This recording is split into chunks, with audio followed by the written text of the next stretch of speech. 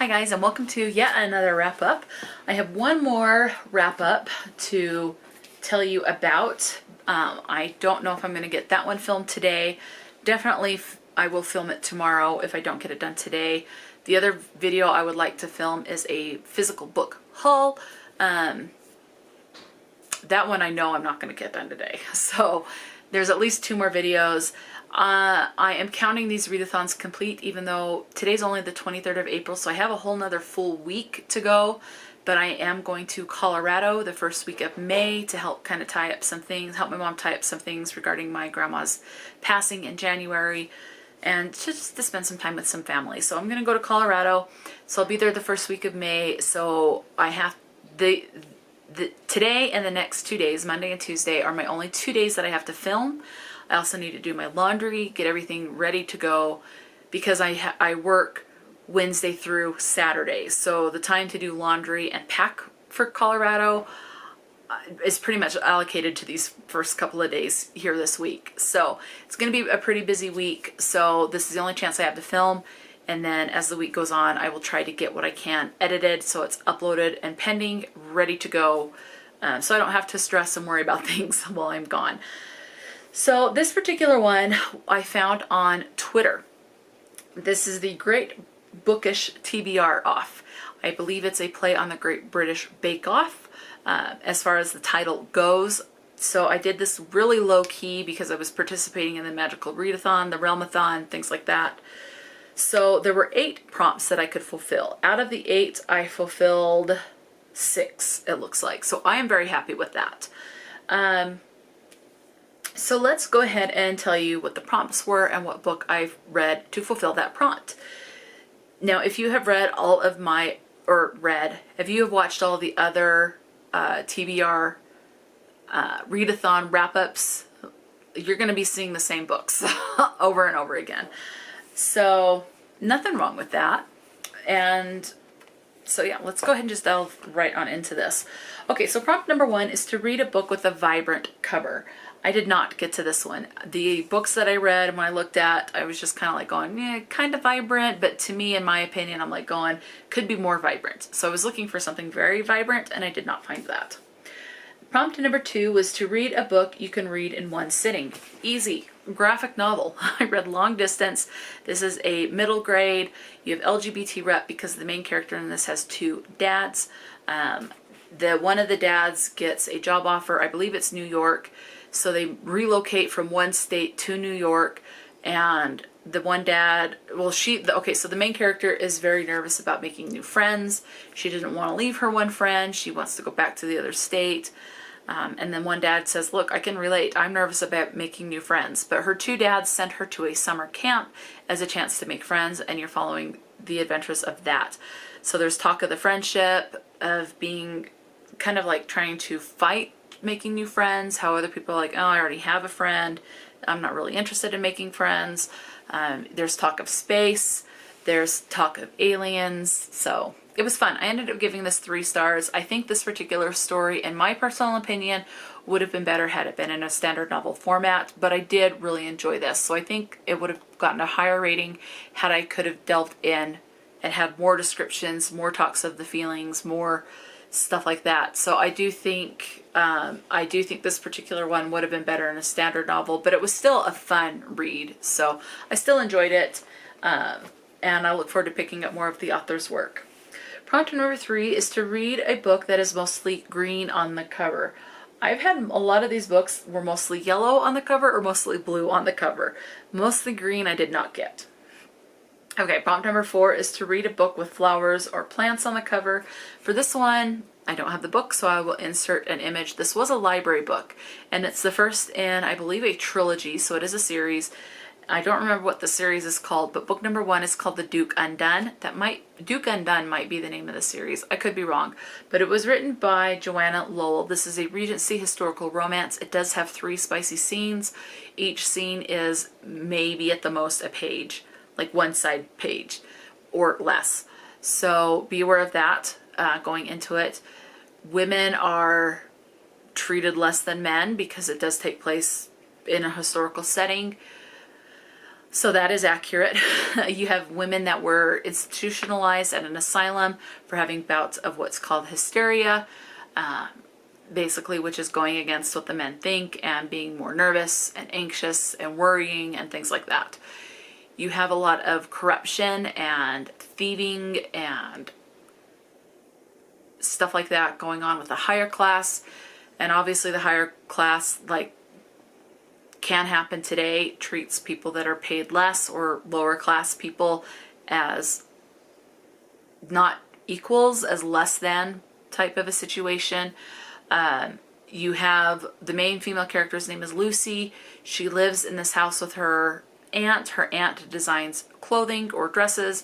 Lucy is a painter, so they live in this house, and this block of other people that are like financially on the same socioeconomic financial class setting.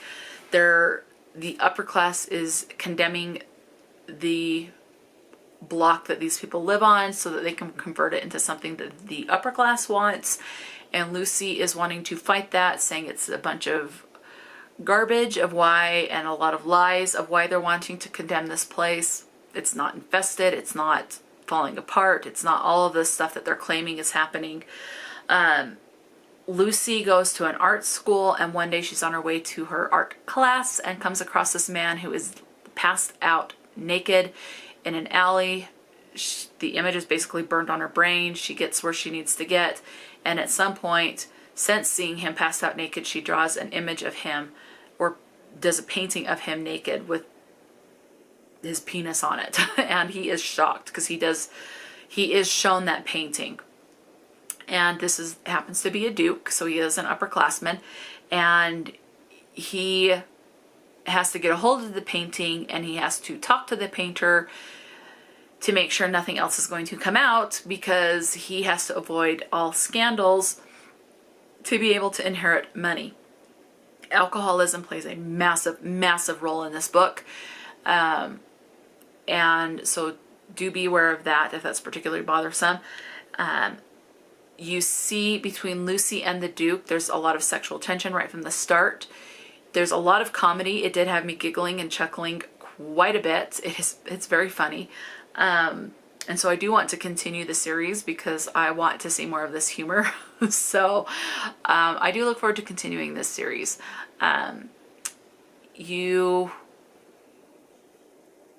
You do have a lot of talk, like I said, of the corruption, how women were treated poorly, how the lower class were treated poorly. So it can really make you think and reflect on how people were treated then versus now, of how we can still have room for certain improvements and how we've come a long way from what it was, even though we still might need some improvement with things. But yeah, for example, women being institutionalized for bouts of hysteria doesn't happen anymore. Okay, one of the other things is that, the other example is that the men and women's art classes were separated by gender.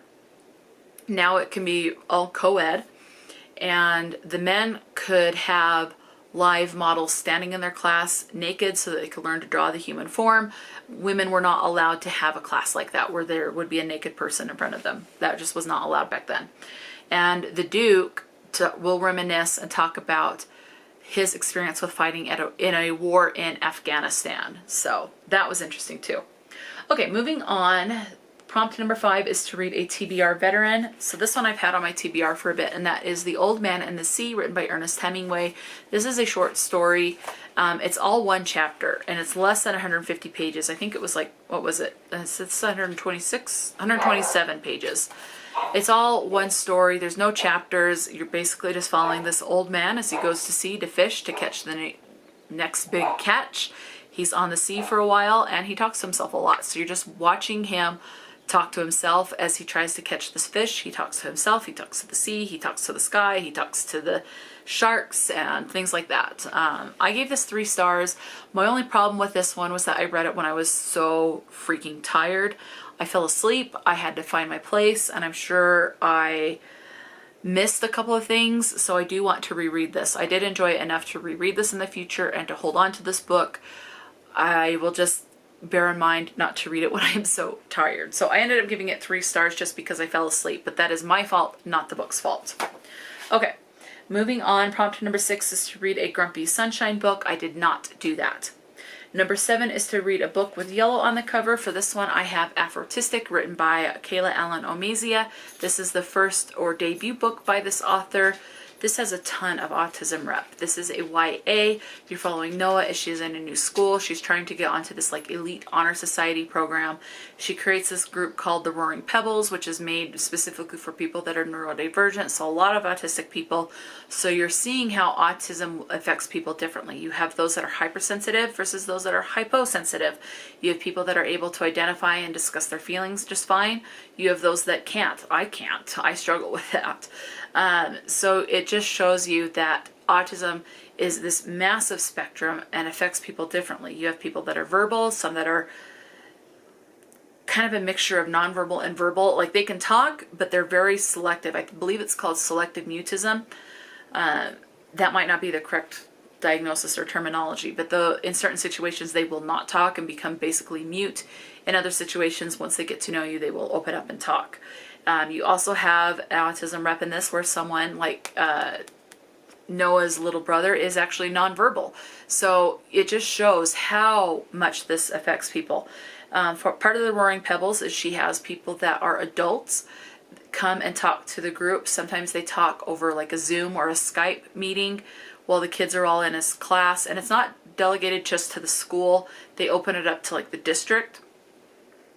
And so they get together and they listen to these adults talk about their experience growing up autistic, of going through a diagnosis, of how they handle school at the college or university level being autistic, what sort of accommodations. You have them listen to someone who has a YouTube channel that talks about how she handles her channel and how she talks about how she got to where she is on the YouTube channel being autistic. The main character, Noah, wants to break barriers with not only being autistic, but mostly being, she wants to break down walls regarding racial division or things like that. So she doesn't want to be known as the weird girl. She talks a lot about her being black and her viewpoint and what she wants to change with that and what she's proud of and stuff. So I enjoyed this. It is not flowery writing. If you like writing that is very much to the point, tells it like it is. You don't have to try to decipher what the author is trying to tell you with all this floral embellishment. This is going to be a good book. It is very much to the point. You don't have the floral embellishment. This is how the character thinks. This is what they're feeling. This is what they're thinking. I said that. This is what they're doing. It's very much to the point. I prefer that type of writing. I do like the floral stuff sometimes, depending on how it's done. If it's like, sometimes I feel like it's overly floral and I get very confused and lost. I can hand a bit of floral embellishment. This does not have any floral embellishment. So I appreciated that. I didn't have to struggle with understanding what was being said and talked about. So I appreciated that writing. All right, the last prompt is to read your most anticipated new release. Big Mushy Happy Lump, a Sarah Scribbles collection written by Sarah Andersen. This is volume 2 in the Sarah Scribbles collection. It's a collection of basically comic panels. Sarah in this is, I believe there's at least 4. I can't remember if there's going to be 5 or if there is 4 or if there is 5, but there's at least 4. She's basically poking fun at life situations. You have stuff like reality versus expectations in the winter versus the summer, washing your hair versus not washing your hair, situations with having a cat and driving away the mice. Does that really help? Talks about that.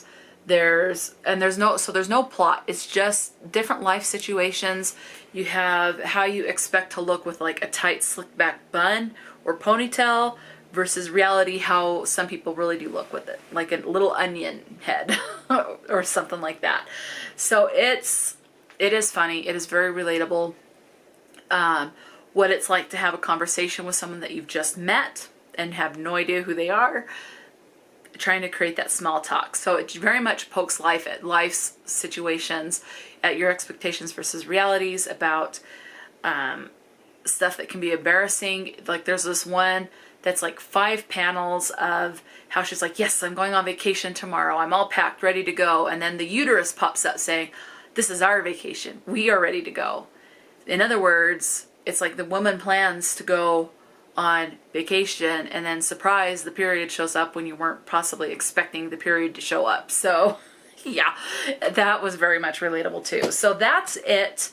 So those, is that it? 1, 2, 3, 4. Yeah. So these are the books that I read for, is this it? 1, 2, 3, 4. Yes. So these are the books that I read for the Great Bookish TBRoff. There would be another book on here. I'm just going to insert this book, even though I did not read this one. So think of this one as being The Duke Undone by Joanna Lowell. So this will have been the stack for the Great Bookish TBRoff. I enjoyed them. I think, so I had a 5-star, 1 3-star, and everything else was a 4-star. So it was a great reading month. I'm very happy with how that turned out. I look forward to the next round of the Great Bookish TBRoff. And so yeah, let me know if you participated in this as well. What was your favorite read for the month? Talk to me in the comment section below. And until next time, stay true to yourself and enjoy a good book. And I'll talk to you later.